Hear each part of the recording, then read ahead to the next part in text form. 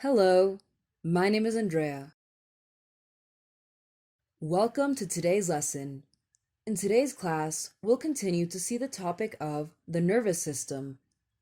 This lesson is divided into 3 parts. In part 1, we'll describe the motor system. In part 2, we'll talk about tendon reflexes. And in part 3, we'll talk about what a coma is. Let's get started. We'll begin with part 1, the motor system.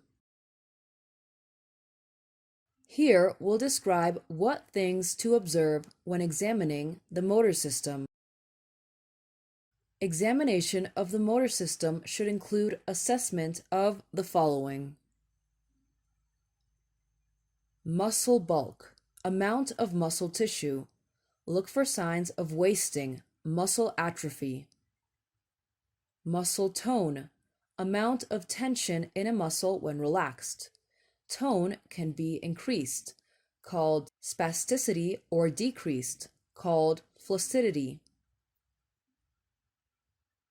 Muscle power, strength. Coordination, the ability to use several muscles at the same time to perform complex actions.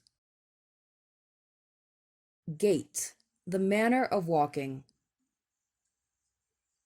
Reflexes. We'll discuss reflexes in detail in part 2. Involuntary movements, for example, a tic or a tremor. In order to learn the vocabulary to describe the according symptoms and signs, here is an extract from a case report about a patient with a tremor.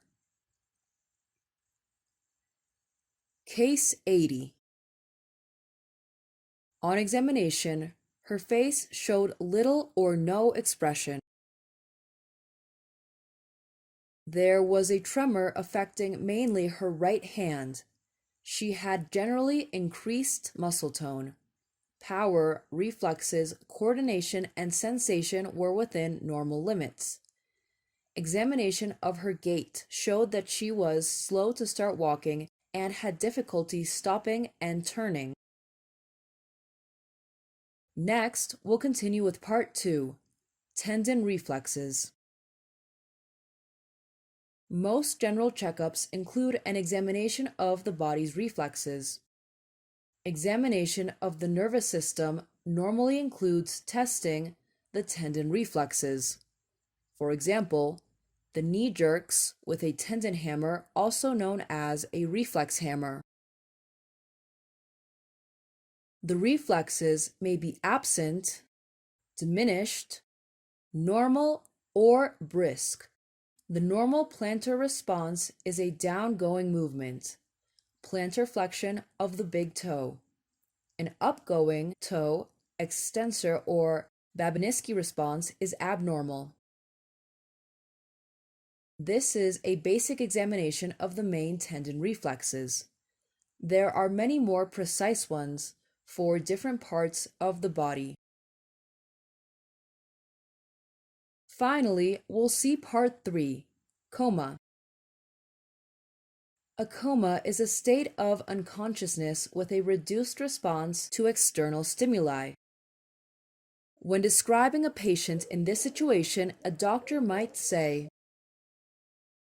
"The patient is in a coma." "The patient is comatose." The Glasgow Coma Scale (GCS) score is calculated as follows.